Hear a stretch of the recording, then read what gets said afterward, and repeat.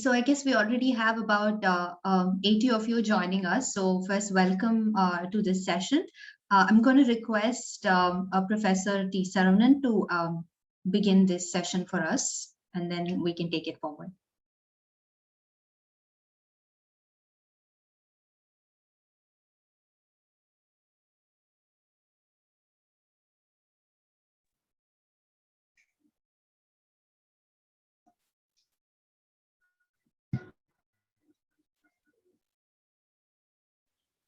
Good evening, all. First of all, I welcome to today's eminent personalities, the CAG team of Ms. Pavitra, Senior Researcher, Consumer Production, and Mr. Bharatram, GN, Researcher, Consumer Production Team, CAG, and Mr. Balaji, Researcher, Consumer Production, CAG. And also, I welcome our management persons, secretary, joint secretary, and principal sir. And also welcome the various participants and my dear students. Thank you all.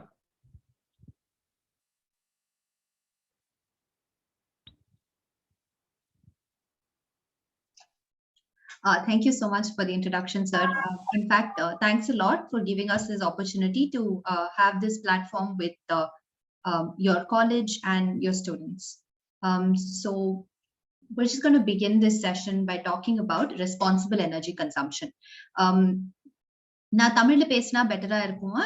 Do you guys prefer that? I'm going to try and speak. I'm going to try and speak in both. So rendu சேர்ந்து பேசலாம். First வந்து நம்ம இன்னைக்கு responsible energy consumption topic பத்தி பேசுறோம். And it's why is it very important? எதுக்காக நம்ம வந்து இந்த ஆங்கிள்ல யோசிக்கிறோம்ங்கறது நம்ம in the next few minutes நம்ம டிஸ்கவர் பண்ண போறோம். First thing I'd like to do is introduce you to who we are. நாங்க வந்து Citizen Consumer and Civic Action Group, அதாவது CAG அப்படின்ற ஆர்கனைசேஷன் சென்னையில இருக்கு. நாங்க 1985ல இருந்து இருக்கோம் இங்க, and we're a non-profit organization. நாங்க ஸ்பெசிபிக்கா ஒர்க் பண்றது பாத்தீங்கன்னா நுகர்வோர் சார்ந்த விஷயங்கள், நுகர்வோர் உரிமை, அதை பத்தி நிறைய வேலைகள் செய்யறோம்.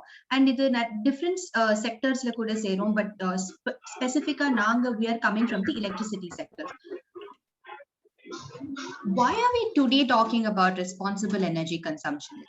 ஏன்னா இவ்ளோ வருஷமா நமக்கு நம்ம எலக்ட்ரிசிட்டி அவ்வளோ ஒரு அத்தியாவசிய தேவையாயிடுச்சு நமக்கு. It's very important in our day-to-day life, but no one really speaks about how we need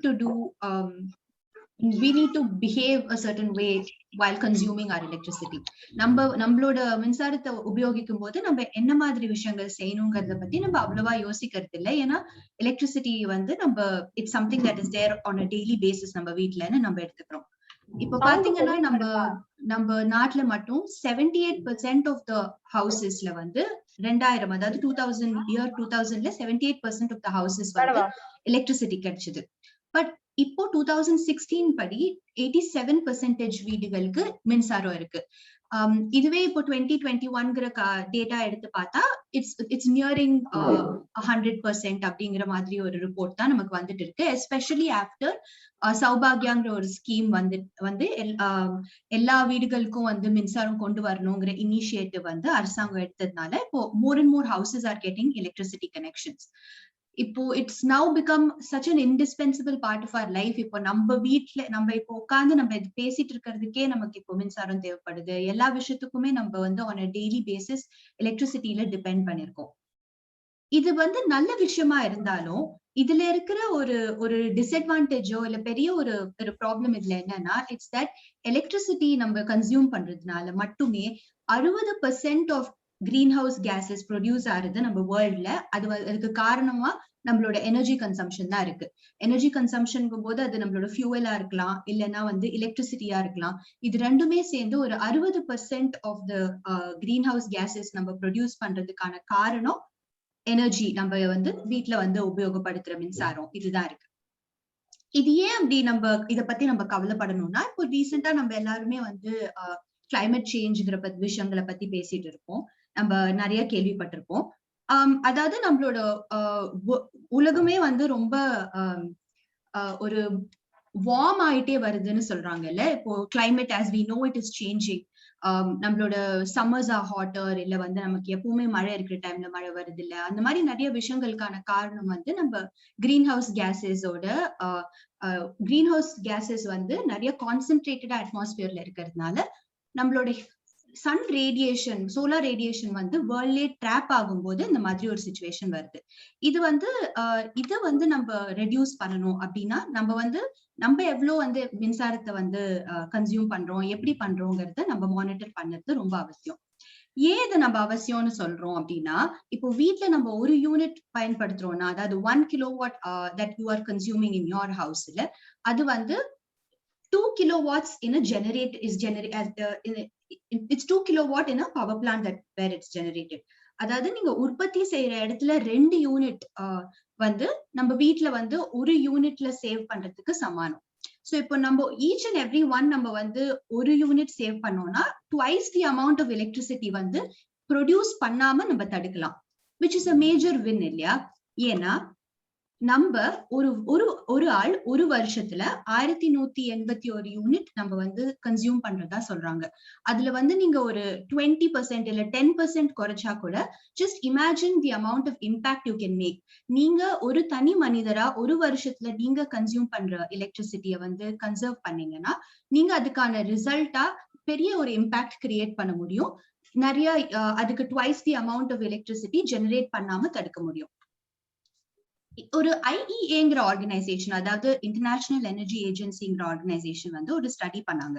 அந்த ஸ்டடில என்ன அவங்க கண்டுபிடிச்சாங்கன்னா, தட் ஒரு ஆள் அவங்களோட பிஹேவியர் சேஞ்ச் பண்ணாங்கன்னா, அதாவது எப்படி அவங்க மின்சாரத்தை பயன்படுத்துறாங்கிற அந்த விதத்தை கொஞ்சம் மாத்திக்கிட்டாங்கன்னா, அது மாதிரி செய்யும் போது கிட்டத்தட்ட 20% வரைக்கும் அவங்களால மின்சாரத்தை கம்மி பண்ணி சேவ் பண்ணி கன்சர்வ் பண்ண முடியும் அப்படின்னு கண்டுபிடிச்சிருக்காங்க.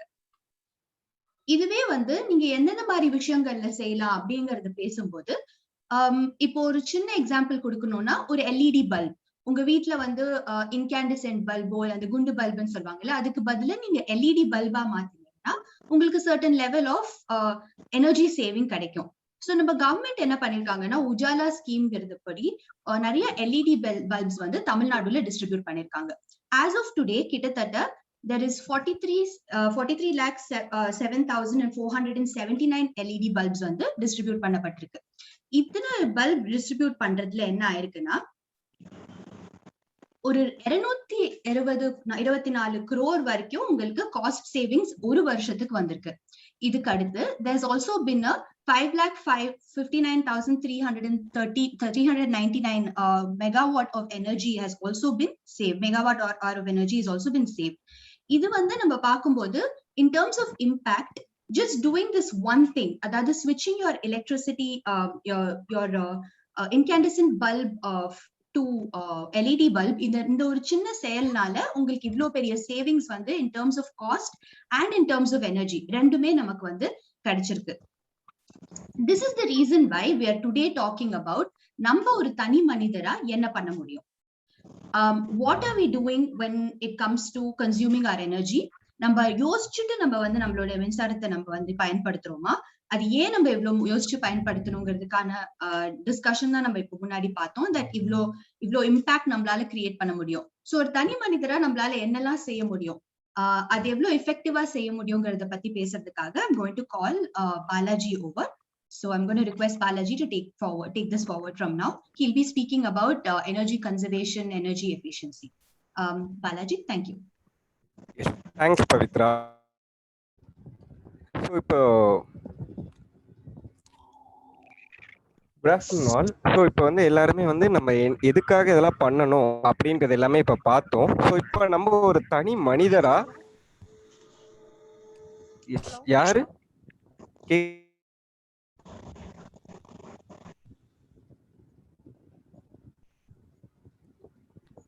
Thanks okay thanks. ஸோ இதுக்கு அடுத்து வந்து இப்போ நம்ம ஒரு தனி மனிதரை நம்ம என்ன பண்ணலாம் அப்படின்னு என்னென்னலாம் நம்மளால பண்ண முடியும் அப்படின்றத நான் உங்களுக்கு இப்போ சொல்றேன். ஸோ ஃபர்ஸ்ட் திங் வந்து நம்ம இங்க வந்து ஆஃப் ஜென்ரேஷன் நம்ம இந்தியால இருக்கு அப்படின்றத தெரிஞ்சுப்போம். ஸோ ஃபர்ஸ்ட் வந்து நமக்கு என்னென்ன தெர்மல் பவர் பிளான்ட் எல்லாருக்குமே தெரியும். நம்ம நெய்வேலியில இருக்கிறதா இருக்கட்டும், இல்லைன்னா தூத்துக்குடியில இருக்கட்டும், இல்லை எண்ணூர்ல இருக்கிறதா இருக்கட்டும், இது எல்லாமே நான் ரினியூவபிள் சோர்சஸ் ஆஃப் எனர்ஜி அப்படின்னு சொல்லுவாங்க. ஸோ இது எல்லாமே வந்து thermal, nuclear power plant, solar, wind இது எல்லாமே இருக்கு. இதுதான் மேஜரா நம்ம சைட்ல இருக்கக்கூடிய ஜென்ரேஷன் மெத்தட்ஸ். ஸோ நெக்ஸ்ட் இதுல இப்ப பார்த்தோம் அப்படின்னா மேஜரா நமக்கு கோல், அதாவது நான் ரினியூவபிள் சோர்சஸ்ல இருந்து தான் வந்து நமக்கு 53% வந்து நம்ம கரண்ட்டை வந்து உபயோகப்படுத்துறோம்.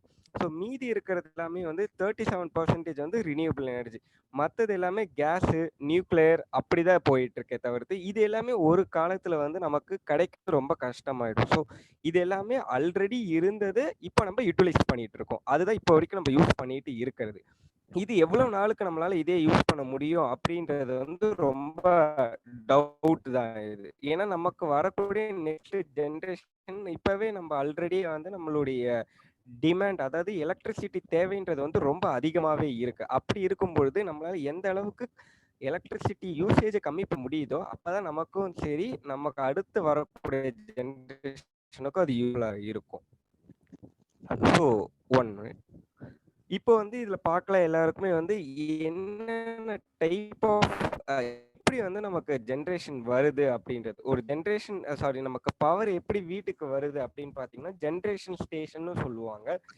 எந்த ஒரு இடத்துல இருக்கோ அந்த பயோமாஸா இருக்கலாம், எந்த ரா மெட்டீரியல் மூலமா எரிச்சு அதுல இருந்து வரக்கூடிய கரண்ட்டை தான் வந்து சப்ஸ்டேஷனுக்கு டிரான்ஸ்ஃபர் பண்ணி நம்ம நிறைய வயல்வெளியில கூட சைட்ல பார்த்துருக்கலாம், பெரிய பெரிய கம்பங்கள்லாம் இருக்கும். ஸோ அது மூலியமா வயர்ஸ் மூலயமா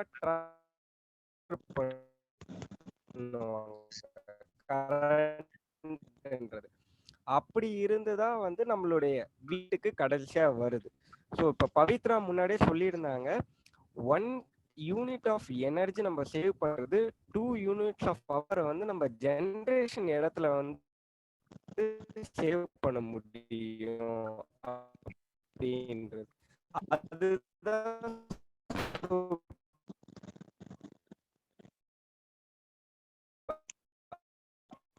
அதுதான் அந்த ஒயர்ஸ் நிறைய லாசஸ்னாலேயே நமக்கு ஜஸ்ட் 1 செகண்ட் என்னோட ஸ்கிரீன் எல்லாருக்கும் விசிபிளா இருக்கா? பரத் இதுக்கு மட்டும் கொஞ்சம் பாருங்க, இல்ல வேற ஏதாவது டிஸ்டர்பன்சஸ் இருக்கா அப்படின்றது. ஹலோ பரத், பவித்ரா, விசிபிள் வேற ஏதாவது டிஸ்டர்பன்சஸ் தெரியுதா? நெட்வொர்க் இஷ்யூ நினைக்கிறேன். Okay okay okay thanks. So இப்போ ஒரு கன்சியூமரா நம்ம வந்து என்ன பண்ணலாம், ஒரு ரெஸ்பான்சிபிள் கன்சியூமரா நம்மளால என்ன பண்ண முடியும் அப்படின்றது பார்த்தீங்கன்னா ஃபர்ஸ்ட் ஸ்டெப் வந்து கன்சர்வ் எனர்ஜி. நம்ம வந்து நம்மளுடைய எனர்ஜி தேவையை வந்து கரெக்டா யூஸ் பண்ணாவே போதும், நம்ம வந்து ஈஸியா வந்து ஒரு ரெஸ்பான்சிபிள் கன்சியூமரா இருக்க முடியும்.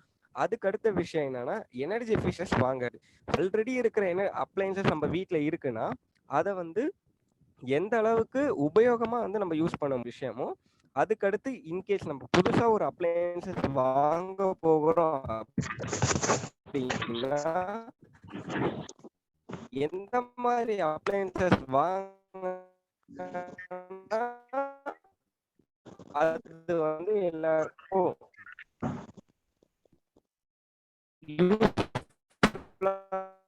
இருக்கும் அப்படின்ற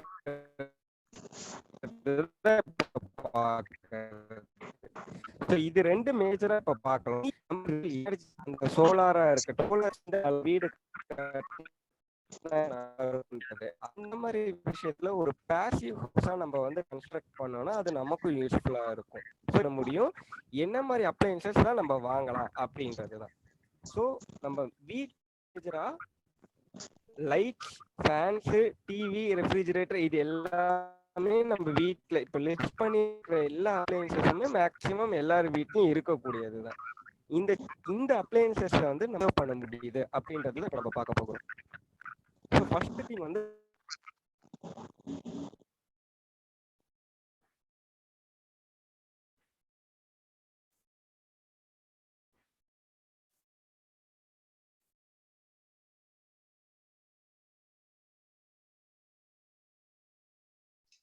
I believe that we lost Balaji. Balaji, are you here?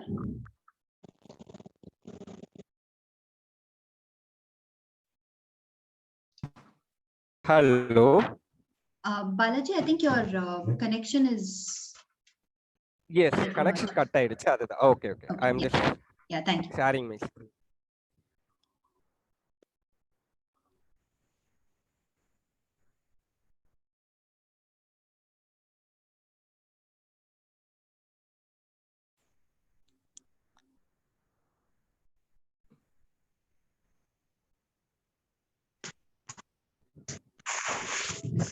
Okay.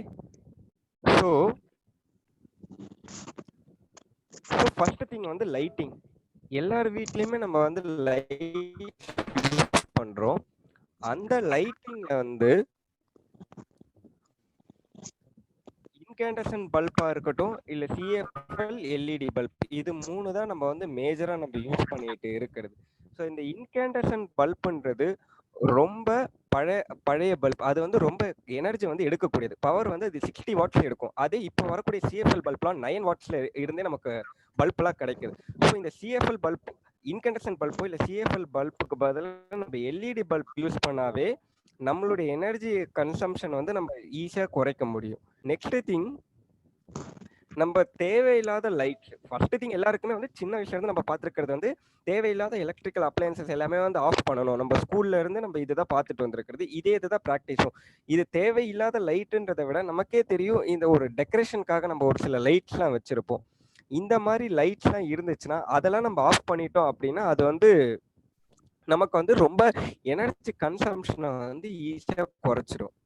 அடுத்த விஷயம் வந்து ஃபேன். எல்லார் வீட்லேயுமே ஃபேன் வந்து எல்லாருமே ரொம்ப அதிகமாக எந்த டைமாக இருந்தாலுமே நமக்கு ஃபேன் யூஸ் பண்ணிகிட்டே தான் இருப்போம். அப்போ நமக்கு என்ன தேவை? இப்போ அந்த ஃபேனுன்றது எனர்ஜி எஃபிஷியன்ட் ஃபேனாக இருந்துச்சு அப்படின்னா நம்மளுடைய கரண்ட் கன்சம்ஷன் ரொம்ப கம்மியாயிடும். ஸோ அதுக்கு தான் இப்போ நீங்கள் எல்லாருமே பார்த்துருக்கலாம், இந்த பிஇ அப்படின்னு சொல்லுவாங்க, அதாவது பியூரோ ஆஃப் எனர்ஜி எஃபிஷியன்சின்னு சொல்கிறது. அது வந்து ஒரு இந்தியன் கவர்மெண்ட் வந்து கொண்டு வந்த ஒரு கவர்னிங் பாடி. அவங்க வந்து மெயினாக எனர்ஜி எஃபிஷியன்ட்டை ப்ரொமோட் பண்ணுறதுக்காக இந்த எல்லா அப்ளையன்சஸுக்குமே வந்து ஒரு ஸ்டார் ரேட்டிங் அப்படின்றது கொண்டு வந்திருக்காங்க. நம்ம எப்படி வந்து ஐஎஸ்ஐ முத்திரைன்றது நம்ம எல்லாருக்கும் தெரிஞ்ச ஒன்றும், அதே மாதிரி தான் பிஇஇ ஸ்டார் ரேட்டிங் அப்படின்ற ஒன்று வந்து நமக்கு இப்போ ரொம்ப நாள் எல்லா அப்ளையன்சஸ்லையுமே நீங்கள் பார்த்துருக்கலாம். அது இருந்துச்சு அப்படின்னாவே உங்களுக்கே தெரியும் எத்தனை ஸ்டார் இருக்கும். 1ல இருந்து 5 வரைக்கும் இருக்கும். அத்தனை ஸ்டார் இருந்துச்சு அப்படின்னா நமக்கு வந்து எனர்ஜி கன்சம்ஷன், அதிக ஸ்டார் இருக்க எனர்ஜி கன்சம்ஷன்றது கம்மியாக இருக்கு அப்படின்றது அர்த்தம். ஸோ அதனால எப்பயுமே ஸ்டார் ரேட்டிங் அப்ளையன்சஸ் ஃபர்ஸ்ட் பாயிண்ட்டே இதுதான். எனர்ஜி எஃபிஷியன்ட் அப்ளையன்சஸ் அப்படின்னு சொல்றதே வந்து ஸ்டார் ரேட்டட் அப்ளையன்சஸ் தான் சொல்லுவாங்க. ஸோ அந்த ஸ்டார் ரேட்டட்ல 5 ஸ்டார் உள்ள அப்ளையன்சஸ் வாங்கினாவே நமக்கு எனர்ஜி கன்சம்ஷன்ன்றது ரொம்ப கம்மியாயிடும். அதுதான். இதே ஃபேன்ல வந்து பார்த்தீங்கன்னா பிஎல்டிசி அப்படின்னு ஒன்று இருக்கு. அந்த பிஎல்டிசி ஃபேன் நம்ம வந்து வாங்கிட்டோம், அந்த ஃபேன் நம்ம யூஸ் பண்றோம் அப்படின்னா நம்மளுடைய எனர்ஜிக்கு வந்து அப்படியே 1/3, அதாவது இப்போ நம்ம வீட்டில் எல்லாருமே வந்து ஃபேன் நம்ம யூஸ் பண்றோம், அந்த சீலிங் ஃபேன் வந்து குறைஞ்சது 75 வாட்ஸ் வந்து எடுக்கும். இதே பிஇ ஃபேன் வந்து 5 ஸ்டார் ரேட்டட் ஃபேன் வந்து 55 வாட்ஸ் தான் எடுக்கிறது. ஆனால் இந்த பிஎல்டிசி ஃபேனுன்றது 28 வாட்ஸ் தான் எடுக்கும். ஸோ இதுதான் டிஃப்ரென்சஸ். எல்லாருமே கம்பல்சரி வந்து நம்ம வீட்டில் வந்து நைட்டு தூங்கும்போது ஒரு 8 ஹவர்ஸ் வந்து ஒரு ஃபேனுன்றது ரன் ஆகுது. அப்போ நம்மளே யோசிச்சு பார்த்துக்கலாம், ஒரு ஃபேன் வந்து 8 ஹவர்ஸ் நம்ம அதிகமாக ரன் ஆகுறது எந்த ஃபேனோ அந்த ஃபேனுக்கு வந்து நம்ம பிஎல்டிசியாக மாற்றிட்டோம் அப்படின்னா நம்மளுடைய எனர்ஜி கன்சம்ஷன்ன்றது ரொம்ப கம்மியாயிடும். ஸோ இதுதான் வந்து ஃபர்ஸ்ட் திங் ஃபேனை பொறுத்தளவுக்கு. செகண்ட் திங் வந்து இந்த ரெகுலேட்டர். 3 டைப் ஆஃப் ரெகுலேட்டர்ன்றது இருக்கு. அந்த 3 டைப் என்னன்னா, ஃபர்ஸ்ட் வந்து நம்ம லெஃப்ட் சைடில் இருக்கிறது பழைய டைப், ரொம்ப பழைய காலத்துது பெரிய ஃபேனாக இருக்கும். அந்த ரெகுலேட்டர்ஸுன்றது பெருசாக இருக்கும். அப்போ அந்த மாதிரி ஃபேன், அந்த ரெகுலேட்டர் எல்லாமே ஹீட்னால வந்து நமக்கு ரொம்ப லாசஸ் வரும். ஸோ இதுவே வந்து பார்த்தீங்கன்னா ஒரு யூனிட் அளவுக்கு வரலினாலுமே ஒரு கன்சிடரபிள், ஒரு குறைஞ்ச அளவுக்கான கரண்ட் கன்சம்ஷன்றது இதுவே எடுத்துக்கும். ஸோ அப்படி இருக்கும்பொழுது இந்த மாதிரி ரெகுலேட்டர் நம்ம யூஸ் பண்ண தேவையில்ல. செகண்ட் இருக்க ரெகுலேட்டர் என்னன்னு பார்த்தீங்கன்னா வால்யூம் டைப்பாக இருக்கும். அந்த மாதிரி ரெகுலேட்டர் வந்து அதுலயும் கொஞ்சம், அதாவது வந்து நம்ம ஃபுல்லா எந்த டைப்ல வேணா வந்து நம்ம இது பண்ணிக்கலாம். என்னது ஃபேனை வந்து ஸ்பீடை வச்சுக்கலாம். ஸோ அந்த மாதிரி ரெகுலேட்டரும் நம்ம வச்சுக்காம இந்த 1 2 3 4 5 அதுக்கு பேர் ஸ்டெப்டு டைப் ரெகுலேட்டர் அப்படின்னு சொல்லுவாங்க. இந்த ரெகுலேட்டர் இருந்துச்சு அப்படின்னா நமக்கு தேவையான ஸ்பீடிலேயே நம்ம ஃபேன் வச்சுக்கலாம். ப்ளஸ் வந்து ஹீட்னால ஆகக்கூடிய லாசஸ்ன்றது ரொம்ப கம்மியாயிடும். ஸோ அதனால அந்த ஸ்டெப்டு டைப் ரெகுலேட்டர் நம்ம யூஸ் பண்ணனா பவர் கன்சம்ஷன் கம்மி பண்ண முடியும். ஸோ ஃபேன்ல இந்த 2 விஷயங்கள் தான். அடுத்த விஷயம் வந்து பார்த்தீங்கன்னா ஃப்ரிட்ஜ். எல்லார் வீட்லயுமே நம்ம வந்து ரெஃப்ரிஜிரேட்டர்ன்ற ஒன்று யூஸ் பண்றோம். அந்த ரெஃப்ரிஜிரேட்டர்ல கண்டிப்பா இப்போ வரக்கூடிய ரெஃப்ரிஜிரேட்டர் எல்லாமே இந்த ஸ்டார் ரேட்டிங் ஸ்டிக்கர்ன்றது இருக்கு. ஸோ அந்த ஸ்டார் ரேட்டிங் ஸ்டிக்கர்ல வந்து பாத்தீங்கன்னா ஃபர்ஸ்ட் திங் நம்ம நோட் பண்ண வேண்டியது என்னன்னா எத்தனை ஸ்டார் இருக்குன்றது நமக்கு பார்க்கும்போதே தெரிஞ்சிடற ஒண்ணு. நெக்ஸ்ட் திங் வந்து யூனிட்ஸ் பர் இயர்ன்றது இருக்கும். ஸோ எத்தனை யூனிட்ஸ் ஒரு வருஷத்துக்கு இது ஒரு ஆவரேஜா கன்சியூம் பண்ணும் அப்படின்றத நம்ம ஈஸியா வந்து அதுலயே கூட நம்ம தெரிஞ்சுக்கலாம். அடுத்த விஷயம் வந்து இதுல பாத்தீங்கன்னா வந்து மாடல் ஆர் இயர் அப்படின்றது ஒண்ணு கொடுத்துருப்பாங்க. அந்த மாடல் ஆர் இயர்ன்றது என்னன்னா, ஸோ இந்த ப்ராடக்ட் இந்த வருஷத்துல தயாரிச்சது அப்படின்றது இருக்கும். பட் எதுக்காக இந்த வருஷத்துல சொல்ல வரேன்னு பாத்தீங்கன்னா இந்த லேபிள் பீரியட் அப்படின்னு சொல்லியிருப்பாங்க. எத்தனை வருஷத்துல இருந்து எத்தனை வருஷம் வரைக்கும் இந்த லேபிள் பீரியட், அதாவது 2 ஸ்டார் ரேட்டிங்கோ இல்லை 3 ஸ்டார் ரேட்டிங்கோ இதுக்கு கொடுத்துருக்காங்கன்றது அதுதான் தெரியும். ஸோ வருஷமோ இல்லைன்னா வந்து ஒரு சர்டன் பீரியடுக்கு அப்புறம் அந்த ஸ்டார் ரேட்டிங்கை ரிவைஸ் பண்ணிட்டே வருவாங்க. அப்படி ரிவைஸ் பண்ண இந்த டைம் 5 ஸ்டார் ரேட்டிங் உள்ள ரெஃப்ரிஜிரேட்டர் அடுத்த டைம் ரிவைஸ் பண்ணும்போது 3 ஸ்டாரா ஆகிடும். ஏன்னா அடுத்து வரக்கூடிய ரெஃப்ரிஜிரேட்டர் எல்லாமே வந்து இதை விட அட்வான்ஸ்டா கண்டுபிடிச்சிட்டே வந்துருவாங்க. ஸோ அதனால இந்த ஸ்டார் ரேட்டிங் பார்க்கும்பொழுது இந்த ஒரு விஷயத்த நம்ம மைண்ட்ல வச்சுக்கணும். அதே மாதிரி இந்த ஃப்ரீசரோ இல்லை நமக்கு ஃப்ரிட்ஜில் வரக்கூடிய இன்னொரு மெயின் விஷயங்கள் என்ன அப்படின்னா எப்பயுமே வந்து அதுக்குள்ள வந்து நம்ம இனஃப் ஸ்பேஸ் வச்சிருக்கணும். ஏன்னா இப்போ எக்ஸாம்பிளுக்கு வந்து எல்லா ஃப்ரிட்ஜில் வந்து எல்லா பொருளுமே வந்து நம்ம இப்போ அடைச்சி வச்சிருவோம். ஸோ இப்போ லாக்டவுனுன்னு இப்போ வேற சொல்லியிருக்கிறாங்க. அப்படி வந்து பார்த்தீங்கன்னா இந்த ஒரு 1 வீக் முன்னாடி பார்த்தீங்கன்னா எல்லாருமே கடையில் போய் எல்லா பொருளுமே வாங்கி ஃப்ரிட்ஜில் தான் வச்சிருப்போம். நம்ம ஃப்ரிட்ஜில் வச்சிருக்கிறதுனால அந்த பொருட்கள் எல்லாமே வந்து கூல் ஆகிறதுக்கும் ரொம்ப டைம் எடுத்துக்கும். அந்த டைம்னால வந்து ஃப்ரிட்ஜ் ரொம்ப நேரம் ரன் பண்ணிக்கிட்டே இருக்கும். ஸோ அதனால எப்பயுமே ஒரு பொருளுக்கும் கொஞ்சம் இடைவெளி விட்டு வச்சோம் அப்படின்னா கரண்ட் கன்சம்ஷன்ன்றது கம்மியாகும். செகண்ட் திங் வந்து எப்பயுமே ஹாட் ஃபுட், அதாவது இப்போ பால் ஃபுட்டை வச்சிருக்கோம் அப்படின்னா அதை சூடாக வைக்கக்கூடாது எப்பயுமே.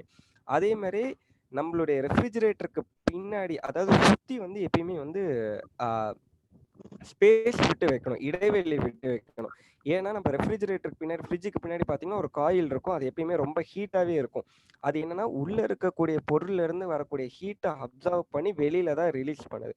சப்போஸ் நம்ம வந்து செவுரு ஒட்டி நம்ம வச்சிருந்தோம்னா, ஒரே காம்பாக்டா வச்சிருந்தோம்னா அந்த ஹீட் வந்து திரும்ப ரிஃப்ளெக்ட் ஆகி உள்ளேயே ரொம்ப ஹீட் ஆகிட்டே தான் இருக்கும். ஸோ அதனால ஃப்ரிட்ஜ் வந்து அதிக நேரம் ரன் பண்ற மாதிரி இருக்கும். மேபி நம்ம நிறைய டைம் பார்த்துருக்கலாம். ஒரு சில டைம் ஃப்ரிட்ஜில் இருந்து ஒரு சவுண்ட் வரும். அது வந்து என்னன்னா அந்த மோட்டார் வந்து திரும்ப ரன் ஆகுறது, கொஞ்ச நேரம் இருந்துட்டு அதுக்கு அடுத்து திரும்ப ரன் ஆகுறதுன்னு சொல்லுவாங்க அது. ஸோ அந்த மாதிரி அந்த டைம் இடைவெளியை விட்டு விட்டு நம்ம அதை வச்சோம்னா அந்த கன்சம்ஷன்ன்றது கம்மியா இருக்கும். ஆஸ் வெல் அஸ் அந்த ஃப்ரிட்ஜில் இருக்கக்கூடிய ஐஸ் கட்டிகள்லாம் ஃபார்ம் ஆகாத மாதிரி பார்த்துக்கிட்டோம் அப்படின்னா நமக்கு கன்சம்ஷன்ன்றது கம்மியாயிடும். ஏன் அப்படின்னா இப்போ ஐஸ் கட்டி ஃபார்ம் எடுத்துக்கும். ஸோ அந்த ஐஸ் கட்டி ஃபார்ம் ஆகாத வரைக்கும் ஆகாத மாதிரி நம்ம பார்த்துக்கணும். அப்பதான் வந்து நமக்கு வந்து எனர்ஜி கன்சம்ஷன்ன்றது ரொம்ப கம்மியா இருக்கும். ஸோ ஏர் கண்டிஷனர் இப்போ வந்து நம்ம இந்த சம்மர் சீசன் அப்படின்னாவே எல்லார் வீட்லயும் ஏர் கண்டிஷனர் அதிகமா நம்ம பயன்படுத்த ஆரம்பிச்சிடும். ஸோ அந்த ஏர் கண்டிஷனர் நம்ம வந்து கரெக்டா பயன்படுத்தணும் அப்படின்னா நமக்கு வந்து கரண்ட் பில்லும் கம்மியாகும், எனர்ஜி கன்சம்ஷன்ன்றது கம்மியாகும். ஜென்ரலா நம்மளே நோட் இந்த சம்மர் பீரியட்ல ஒரு சிலருக்கு ரொம்ப அதிகமாவே போயிட்டு இருக்கும். அதுக்கு உண்டான ரீசன் வந்து பாத்தீங்கன்னா மெயினா இந்த ஏர் கண்டிஷனால தான் இருக்கும். நம்ம இந்த டெம்பரேச்சர் டிகிரி செல்சியஸ் வச்சுக்கிட்டோம் அப்படின்னா அதுவே நம்மளுடைய பாடி டெம்பரேச்சருக்கு ஏதுவானதா இருக்கும். அப்படி இருக்கிறத விட்டுட்டு நம்ம ஒரு சிலர் வந்து 18ல வச்சிருப்போம். கரண்ட் கன்சம்ஷன்றது ரொம்ப அதிகமாகும். ஒரு ஸ்டடி என்ன சொல்றதுன்னா 1 டிகிரி செல்சியஸ், அதாவது 24 டிகிரியில இருந்து 25 டிகிரி செல்சியஸ் நம்ம யூஸ் பண்றோம் அப்படின்னா அட்லீஸ்ட் வந்து 2 to 3% பவர் கன்சம்ஷன் வந்து நம்மளால கம்மி பண்ண முடியும் அப்படின்றது சொல்றாங்க. அதிகமான டெம்பரேச்சர் வச்சு நம்ம ஃபேன் யூஸ் பண்றோம் அப்படின்னா எந்த பிரச்சனையுமே இருக்காது. ஒரு சிலர் ஜென்ரலா சொல்லியிருக்கலாம், இல்லை கேள்விப்பட்டிருக்கலாம், ஏசி போடும்போது ஃபேன் யூஸ் பண்ணக்கூடாதுன்னு ஒரு சில அட்வைசஸ் சொல்லுவாங்க. அது மேஜரா எதுக்காக சொல்றாங்க அப்படின்னு பாத்தீங்கன்னா, ஃபேன்ல இருக்கக்கூடிய டஸ்ட் எல்லாமே வந்து ஏசி ஃபில்டர்ல போய் அஃபெக்ட் பண்ணும். ஸோ டஸ்ட் வந்து அஃபெக்ட் பண்ணுதுன்றதுனால தான் மேக்ஸிமம் ஃபேனை வந்து ரன் பண்ண வேணாம்னு சொல்லுவாங்க. இப்போ நம்ம போத் ஏசி ஃபில்டரையும் சரி ஃபேனுடைய பிளேட்ஸையும் சரி ரெகுலராக க்ளீன் பண்ணி வச்சிருந்தோம் அப்படின்னாவே எந்த பிரச்சனையுமே இருக்காது. நமக்கு கரெக்டான காற்று கூலிங்கும் கிடைக்கும், அதே சமயம் வந்து ஹெல்த்தியான ஒரு என்விரான்மெண்ட்லையும் நம்ம வந்து இருக்கிற மாதிரி இருக்கும். ஸோ அதே மாதிரி ஏசி ஃபிட் பண்ணும்பொழுது எப்பயுமே ஈஸ்ட் இல்லை வெஸ்ட் அந்த டைரக்ஷன்ல நம்ம வைக்கக்கூடாது. ஏன் அப்படின்னா ஈஸ்ட் அண்ட் வெஸ்ட்ன்ற டைரக்ஷன் வந்து சன் ரைஸு சன் செட்டு அந்த டைரக்ஷன்ல வரும். ஸோ நமக்கு மேஜராக நம்ம வீட்டுக்கு வந்து ஹீட்டு வர்றதே பார்த்தீங்கன்னா வந்து அந்த வால்ஸ்ல இருந்து தான் வரும். ஸோ அந்த வால் வந்து ஹீட்டாக இருக்கக்கூடாது, அந்த ஹீட்டான சைடில் வந்து நம்ம ஏசி ஃபிட் பண்ணாமல் இருந்தாவே போதும், நமக்கு ஏற்ற அந்த கூலிங்கும் வந்துடும். ஸோ எதுக்காகனா இப்போ ஃபார் எக்ஸாம்பிள் நம்ம ஈஸ்ட் சைட்லேயே இல்லை வெஸ்ட் சைட்லேயே வச்சிருக்கிறோம் அப்படின்னா அந்த தெர்மோஸ்டாட்னு சொல்லுவாங்க. ஏன்னா அந்த டெம்பரேச்சர் மெஷர் பண்ணுற இன்ஸ்ட்ருமெண்ட் வந்து வால்ல இருந்து வரக்கூடிய ஹீட்டை வந்து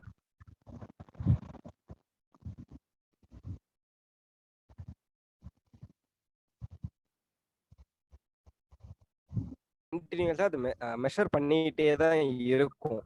அப்ப அது மெஷர் பண்ணும் பொழுது நமக்கு ஓகே இந்த ரூமுக்கு பண்ணணும்னு அதிகமா ரன் ஆகிட்டே இருக்கும். அதனாலதான் அந்த டைரக்ஷன்ல அவுட்டோர் யூனிட்டும் சொல்றது. டைரக்டா நம்ம சன்லைட்ல படுற மாதிரி வைக்காம கொஞ்சம் நிழல் தரக்கூடிய இடத்துல வித் காற்றோட்டமா நிழல் தரக்கூடிய இடத்துல வச்சோம் அப்படின்னா அதுவும் வந்து ஓவர் ஹீட் ஆகாம நமக்கு கரெக்டான ஒரு எனர்ஜியை வந்து கன்சியூம் பண்ணும். இன்வெர்டர் ஏசின்றது அட்வான்ஸ்டு டெக்னாலஜி. ஸோ அதெல்லாம் எந்த மாதிரி இடத்துக்குன்னு பாத்தீங்கன்னா இப்போ ஒரு ஏசி வந்து நான் ஃப்ரிட்ஜுக்கு சொன்ன மாதிரி தான் அப்பப்ப ரன் ஆகி, அதாவது ஒரு டெம்பரேச்சர் அட்டைன் ஆன உடனே அது வந்து அப்படியே டக்குன்னு நின்னுடும். ஏசி ரன் ஆகுது, கொஞ்ச நேரம் கழிச்சு ஒரு 15 மினிட்ஸ் கழிச்சு டெம்பரேச்சர் வர கொஞ்சம் இன்க்ரீஸ் ஆயிடுச்சுன்னு தெரிஞ்சுன்னா திரும்ப run ஆகும். ஆனா இன்வெர்டர் ஏசின்றது அப்படி கிடையாது.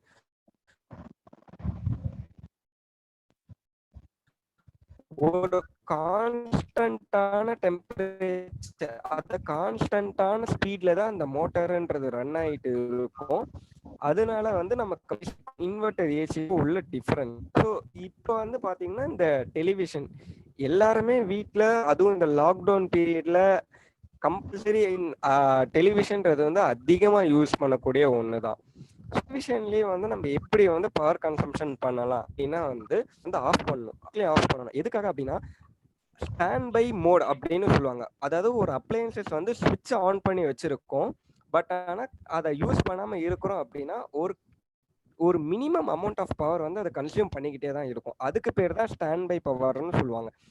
எக்ஸாம்பிள் வந்து இது வந்து டிவிக்குன்னு இல்லை, நம்ம ஏசியோட அந்த ரெகுலேட்டர்ல இருக்கும். அந்த ரெகுலேட்டரா இருக்கட்டும்,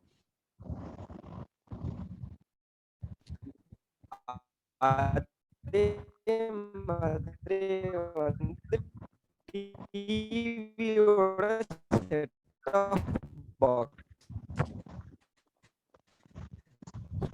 இந்த செட் ஆஃப் பாக்ஸ்ன்றது ஆன் பண்ணும்போது எவ்வளவு பவர் எடுக்குமோ அதே பவர் வந்து நம்ம வந்து இப்போ வந்து சேனல்ல ஒரு பிரைட்னஸ் பெரிய அந்த ஹெச்டி சேனல்ல நம்ம பாக்குறோம் அப்படின்னும் நமக்கு வந்து அந்த பிளசண்டான ஃபீலிங் கொடுக்கறது இருக்கும். சம்டைம்ஸ் நமக்கு வந்து இப்ப எல்லாருமே என்ன பண்ணுவோம், டிவி மட்டும் ரன் ஆயிட்டு இருக்கும், பட் மொபைல் ஃபோன் யூஸ் பண்ணிட்டே இருப்போம். அந்த மாதிரி டைம்ல நம்ம ஹெச்டி சேனல் யூஸ் பண்ணணும்ன்ற அவசியமே இருக்காது. ஸோ நார்மல் சேனல் நம்ம யூஸ் பண்ணிக்கலாம். இந்த எக்ஸாம்பிள் எதுக்காக சொல்ல வந்தது அப்படின்னா, ஒரு கன்சிடர் பண்ணிக்கோங்க, உங்க போன்ல நீங்க வந்து யூடியூபோ இல்லைன்னா வந்து ஒரு ஹை பிரைட்னஸோட ஒரு அல்ட்ரா ஹெச்டி ஒரு சாங் வந்து நீங்க பாக்குறீங்க. அப்ப பார்க்கும்போது உங்களுடைய பேட்டரி லெவல் முன்ன இருந்ததுக்கும் அந்த சாங் கம்ப்ளீட் ஆனதுக்கும் இருக்கிற டிஃபரன்ஸ் என்னன்னு நீங்களே நோட் பண்ணுங்க. உங்க மொபைல் வந்து கொஞ்சம் ஹீட் ஆகிறதுக்கு வாய்ப்பு இருக்கு. அதே மாதிரி சார்ஜ் வந்து டிராஸ்டிக்கா ட்ரைன் ஆயிருக்கும். இந்த போனுக்கு உள்ள கான்செப்டே தான் நம்ம டிவிக்கும் சேம் கான்செப்ட் தான். அதனாலதான் அந்த பிரைட்னஸ் நம்ம பிரைட்னஸ் காமனா எல்லாம் ஒரே டைம்ல ஒரே செட்ல தான் வச்சு எடுத்துக்க போறோம். இந்த ஹெச்டி சேனல் நான் ஹெச்டி சேனலுக்கு இதுதான் நான் சொன்னது. ஸோ அடுத்த விஷயம் வந்து வாஷிங் மிஷின். ஜென்ரலாக வந்து இப்போ வாஷிங் மிஷின் யூஸ் பண்ணுறோம் அப்படின்னா அதோடைய ஃபுல் லோடில் நம்ம யூஸ் பண்ணாதான் ஒரு ட்ரெஸ்ஸுக்காக நம்ம வாஷிங் மிஷின் யூஸ் பண்ணும்போது அது எவ்வளோ யூனிட் பவர் எடுக்குதோ அதே யூனிட் ஆஃப் பவர் தான் வந்து only one set of dress வந்து நம்ம போடும்போது எடுக்கும். அதாவது ஃபுல் லோடில் எவ்வளோ எடுக்குதோ அதே பவர் தான் ஒரு ட்ரெஸ் போட்டாலும் எடுக்கும். அதனால நம்ம ஃபுல் லோடில் ரன் பண்ணுறது தான் நமக்கு சேஃப்டி. அதே மாதிரி நம்ம ஈவன் நம்ம அந்த ஸ்பின் பண்ணுறதா இருக்கட்டும், இல்லைனா வந்து இப்போ வெயில் நாளாக இருக்குது அப்படின்னும் போது நம்ம ஸ்பின்னர் வந்து யூஸ் பண்ணணுன்ற அவசியம் இருக்காது. ஸோ அதனால் மேபி நம்மளால் முடிஞ்சால் நம்ம வந்து கையாலே கூட புழிஞ்சு நம்ம போட்டுக்கலாம். இட்ஸ் பேஸ்ட் ஆன் அவங்களுடைய விருப்பத்தை பொறுத்து இருக்கிறது. ஆனால் நம்ம ஹாட் வாட்டர் யூஸ் பண்ணுறதை கம்மி பண்ணிட்டோம் அப்படின்னா பவரை வந்து ரொம்ப டிராஸ்டிக்காக கம்மி பண்ண முடியும். எதனால் அப்படின்னா நம்ம யூஸ் பண்ணுற வாட்டரை ஹீட் பண்ணுறதுக்காக அதை வந்து தனியாக பவர் கன்சப்ஷன் எடுத்துக்கும். ஸோ அப்படி எடுக்குதுன்னும் பொழுது அதுவே வந்து உங்களுக்கு அதிகமான பவர் எடுத்துரும். பவர் கன்சம்ஷன் நம்மளுடைய யூனிட் ரொம்ப போயிடும். இது எல்லாமே எதுக்காக அப்படின்னா மெயின் பவர் கன்சம்ஷன் நம்ம கம்மி பண்ணுறது தான். நெக்ஸ்ட் திங் வந்து வாட்டர் ஹீட்டர். வாட்டர் ஹீட்டர் ஒரு சிலர் வந்து நம்ம வின்டர் சீசன்ல எல்லாம் சம்மர்லயும் ஒரு சிலர் யூஸ் பண்றவங்க இருப்பாங்க.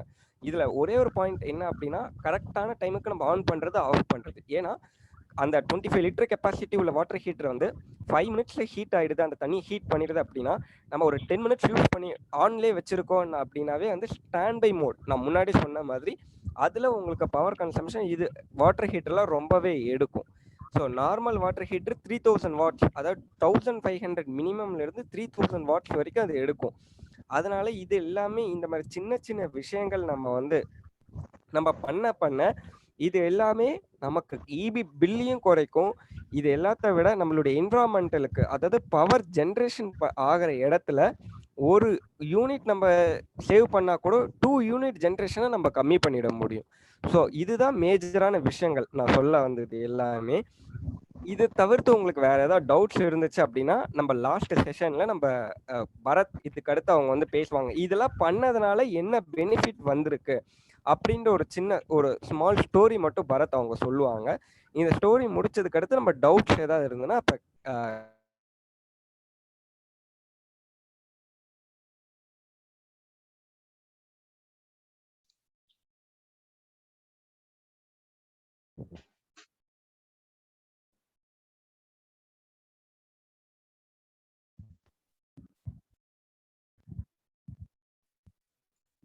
Okay, good afternoon all. Good afternoon every one. So எல்லாருக்கும் வணக்கம். என் பேர் பரத்ராம். ஸோ பாலாஜி சொன்ன மாதிரி பாலாஜி சொன்ன அந்த energy efficiency and energy conservation, renewal energy பற்றி சொன்னேன். அது மக்களுக்கு எப்படி போய் சேர்ந்துருக்கு, அது மக்கள் எப்படி புரிஞ்சிருக்காங்க அப்படின்ற ஒரு இனிஷியேட்டிவ் பற்றி வந்து சிஏஜி வந்து 2018 வந்து அந்த ஒரு இனிஷியேட்டிவ் எடுத்தாங்க. ஸோ அந்த இனிஷியேட்டிவ் பேர் வந்து மின்சாரத்தை சேமிப்போம் அப்படின்னு சொல்றது.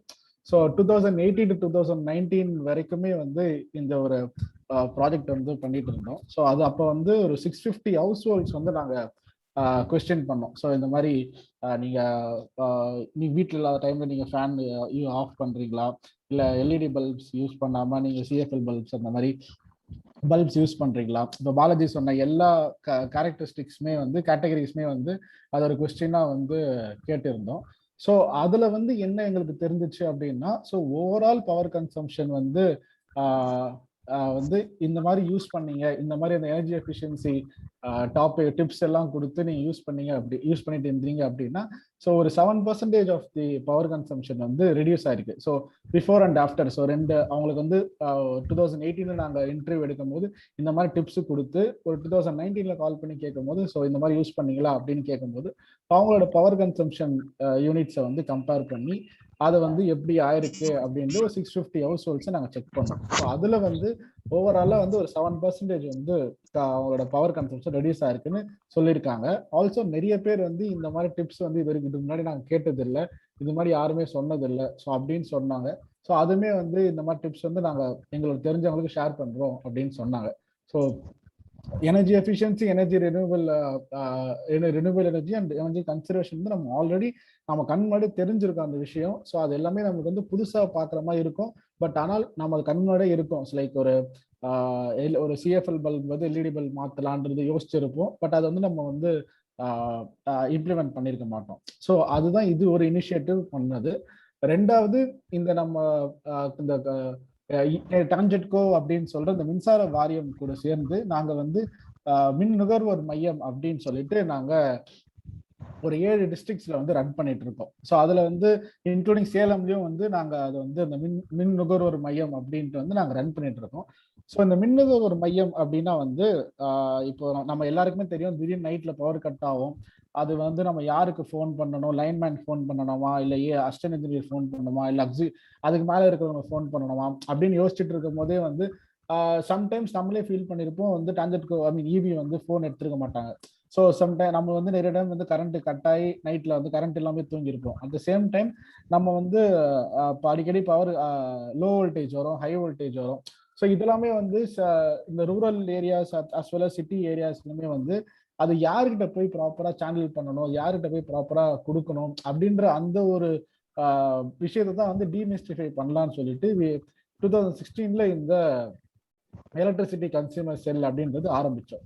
ஸோ அதுல வந்து என்னன்னு பாத்தீங்கன்னா, இப்போ நம்மளுக்கு ஒரு ஒரு சாதாரணமா ஒரு கொஸ்டின் வரும்ல, சார் நான் போய் கம்ப்ளைண்ட் கொடுத்தேன் சார், அவங்க வந்து எடுக்கல சார், இன்னும் கம்ப்ளைண்ட் வந்து முடிக்கல சார், 1 வாரம் ஆச்சு சார் நான் கம்ப்ளைண்ட் கொடுத்து, ஒண்ணுமே இல்லை சார், வீட்டு பக்கத்துல போல் தான் சார், இபி போல் வந்து உடஞ்சிருக்கு சார், இல்லைன்னா வந்து இந்த ஒயர் தொங்கிட்டு இருக்கு சார், அது வந்து மக்களுக்கு ஒரு அபாயகரமா இருக்கு அப்படின்ற ஒரு கம்ப்ளைண்ட் நம்ம கொடுத்துருப்போம். அது 1 வீக்கோ இல்லை 10 டேஸோ வந்து ஆயிருக்கும். ஸோ அது வந்து அந்த கம்ப்ளைண்ட் வந்து ரிசால்வ் பண்ணாம இருந்திருப்பாங்க. ஸோ அப்படி இருக்கும்போது நம்ம திருப்பி அந்த இபி ஆஃபீஸ்க்கு போய் கேட்டு அதை வந்து இன்னொரு 5 டேஸ் கழிச்சோ, இல்லைன்னா அது இன்னொரு 15 டேஸ் கழிச்சோ அதுக்கப்புறம் சால்வ் பண்றாங்கல்ல. ஸோ இது எல்லாமே வந்து ஒரு டைம் லிமிட் இருக்கு. இப்போ நம்ம எப்படி வந்து லைக் நம்மளோட ப்ரொஃபசர்ஸ் வந்து இந்த அசைன்மெண்ட் வந்து டைம்குள்ள முடிக்கணும்னு சொல்லி நம்மளுக்கு இது சொல்றாங்களோ, அந்த மாதிரி ஒவ்வொரு கம்ப்ளைண்ட்டுக்கும் இப்போ வந்து பவர் கட் ஆயிடுச்சு அப்படின்னா இத்தனை மணி நேரத்துக்குள்ள நீங்க சரி பண்ணி கொடுக்கணும், அதே மாதிரி லோ வோல்டேஜ் இருக்குன்னா வந்து அந்த டிரான்ஸ்ஃபார்மர்ல இதெல்லாம் போய் பார்க்கணும் அப்படின்ற இந்த மாதிரி ஒரு எல்லாத்துக்குமே ஒரு set of rules and regulation வச்சிருக்காங்க. ஸோ அது வந்து மக்களுக்கு வந்து தெரியாது. ஸோ அது தெரியாதனால வந்து டான்ஜெட்கோ வந்து சில இடத்துல வந்து அந்த டைம் லிமிட் தாண்டி வேலை செய்யறாங்கன்ற ஒரு எக்ஸாம்பிள் நமக்கு தெரியும். ஸோ இந்த மாதிரிலாம் வந்து மக்களுக்கு வந்து ஒரு பிரிட்ஜா இருந்து செயல்படதான் வந்து இந்த ஒரு ஆக்டிவிட்டியை நாங்க ஆரம்பிச்சோம். ஸோ இதுல வந்து ஒரு ரிட்டையர்ட் இபி அபிஷியல் வந்து இருப்பாங்க. ஸோ அவங்க தான் வந்து நம்ம கேட்குற என்ன கொஸ்டின்ஸா இருக்கட்டும், இப்போ நம்ம ஜென்ரலா இருக்கிற அந்த இபி கிட்ட இருக்கிற என்ன பிரச்சனை இருந்தாலுமே அவங்க வந்து அது எப்படி பண்ணணும், அதை போய் யாரை போய் பார்க்கணும். இப்போ சில கம்ப்ளைண்ட்ஸ்லாம் வந்து டைரக்டா எக்ஸிக்யூட்டிவ் இன்ஜினியர் போய் பார்க்குற மாதிரி இருக்கும், டைரக்டா அசிஸ்டன்ட் எக்ஸிக்யூட்டிவ் இன்ஜினியர் பார்க்குற மாதிரி இருக்கும். ஸோ அந்த மாதிரி லெவல்ல போய் பார்க்குற கம்ப்ளைண்ட்ஸ்லாம் வந்து நம்ம போயிட்டு ஒரு லைன்மேன் கிட்டயோ இல்லைன்னா ஒரு ஜூனியர் எக்ஸிக்யூட்டிவ் கிட்டயோ கொடுத்தோம்னா அது வந்து செல்லுபடாது. அவங்களுமே வந்து மேல போய் ஃபார்வர்ட் தான் பண்ணுவாங்க. பட் அவங்க மூலியமா தான் போவோம். பட் ஆனால் இந்த மாதிரி இருக்குன்றதுனால அவங்க கிட்ட எல்லாம் இவங்க கிட்ட தான் போகணுன்ற ஒரு இது இருக்கு.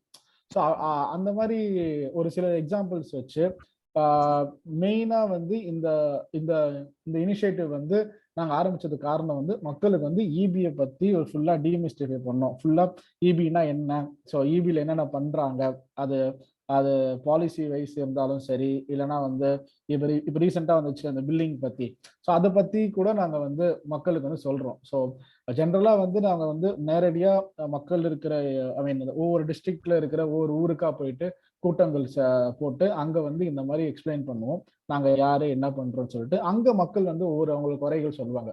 ஸோ அது மட்டும் இல்லாம இந்த கெப்பாசிட்டி பில்டிங் ப்ரோக்ராம் அப்படின்னு சொல்றது என்னன்னா வந்து இப்போ பாலாஜி எடுத்தாங்க பாத்தீங்களா. ஸோ அந்த பாலாஜி எடுத்ததுல வந்து இப்போ நம்மளுக்கு வந்து சில பேர் புதுசா தெரிஞ்சிருக்கும்ல. இப்போ அதே மாதிரி நீங்க யோசிச்சு பாருங்க, இப்போ நம்ம ஊர்ல இருக்கவங்களுக்கு, நம்ம வீட்டு பக்கத்துல இருக்கிறவங்க, நம்ம பாட்டி வயசுல இருக்கிறவங்களுக்கு, ஸோ அந்த மாதிரி இருக்கிறவங்களுக்கு போய் சொல்லி கொடுக்குறோம். அதே மாதிரி நம்ம அப்பா வயசு இருக்கிறவங்களுக்கு, ஸோ நம்மளோட வீட்டு பக்கத்துல இருக்கிற இதெல்லாம் சொல்லி கொடுத்தோம்னா நம்ம அது வந்து கரண்ட்டை எப்படி சேமிக்கலாம்னு சொல்லி கொடுக்கலாம், அந்த சேம் டைம் வெளி சேஃப்டியாகவும் இருக்கணும்னு சொல்லி கொடுக்கலாம்ல. ஸோ அதுதான் வந்து இந்த கெப்பாசிட்டி பில்டிங் ப்ரோக்ராம்ல ஒரு மேஜர் இஷ்யூவே, மேஜர் திங்கே. அதே மாதிரி இந்த இப்போ 7 டிஸ்ட்ரிக்ட்ல வச்சிருக்கீங்க இருக்குன்னு சொல்றீங்க. ஸோ அதில் வந்து எத்தனை கம்ப்ளைண்ட்ஸ் நீங்கள் வந்து ஹேண்டில் பண்ணியிருப்பீங்க அப்படின்னு நீங்கள் அந்த கேள்வி கேட்கலாம். ஸோ அப்போ வந்து ஒரு 2016 நாங்கள் இந்த இனிஷியேட்டிவ் நடத்திட்டு இருக்கோம். இது வரைக்கும் ஒரு 2000+ கம்ப்ளைண்ட்ஸை நாங்கள் வந்து அட்ரஸ் பண்ணியிருக்கோம். அதில் எல்லாமே வந்து பவர் குவாலிட்டி பத்தது, மீட்டர் ரிலேட்டட் பற்றி, இப்போ ஸ்ட்ரீட் லைட்ஸ் பற்றி, அப்புறம் இந்த போல், இந்த உடஞ்சி போன போல் பற்றி, அதுக்கப்புறம் ஒரு ஊருக்கே வந்து லோ வோல்டேஜ் இருந்துச்சு. ஸோ அந்த ஊருக்கு வந்து நாங்கள் எக்ஸிக்யூட்டிவ் இன்ஜினியர் லெவல் வரைக்குமே போயிட்டு அந்த கம்ப்ளைண்ட் சரி பண்ணி கொடுத்து அந்த ஊருக்கு வந்து ஒரு எக்ஸ்ட்ராவா ஒரு டிரான்ஸ்ஃபார்மர் வைக்கிறது. ஸோ இந்த மாதிரி கம்ப்ளைண்ட்ஸ்லாம் அட்ரஸ் பண்ணி மக்களுக்கு ரிசால்வ் பண்றது. ஸோ இந்த இனிஷியேட்டிவ் மூலியமா வந்து சோலார் எனர்ஜி பத்தி, இந்த ரூஃப்டாப் சோலார்னா என்ன, வீட்டுக்கு மேல இந்த மாதிரி நீங்க வந்து ரூஃப்டாப் சோலார் போடலாம். அந்த ரூஃப்டாப் சோலார் போட்டா உங்களுக்கு வந்து கரண்ட் கம்மியாகும். அது வந்து அந்த ரூஃப்டாப் சோலார் யாரெல்லாம் போடலாம் அப்படின்ற கேட்டகரிஸ் கூட நாங்கள் அப்படின்ற விஷயத்துக்கு கூட மக்களுக்கு வந்து நாங்கள் எக்ஸ்பிளைன் பண்ணியிருக்கோம். ஸோ இந்த ஒரு ரெண்டு இம்பாக்ட் ஸ்டோரிஸ் தான் வந்து உங்களுக்கு சொல்லணும்னு ஆசைப்பட்டோம். ஸோ சேலம்ல இருக்கிற மக்கள் உங்களுக்கு வந்து நான் அங்கே யார் இருக்காங்கன்னு சொல்லி நான் சாட் பாக்ஸ்ல வந்து நான் அந்த இசிசியோட அட்ரஸ் பிளஸ் கான்டாக்ட் நம்பர் அனுப்புறேன். உங்களுக்கு எதனாச்சும் ஒரு இபி ரிலேட்டட் பிரச்சனையோ உங்களுக்கு இருந்துச்சுன்னா நீங்க அவங்க அந்த பர்சன்ஸ் வந்து நீங்க கான்டாக்ட் பண்ணலாம்.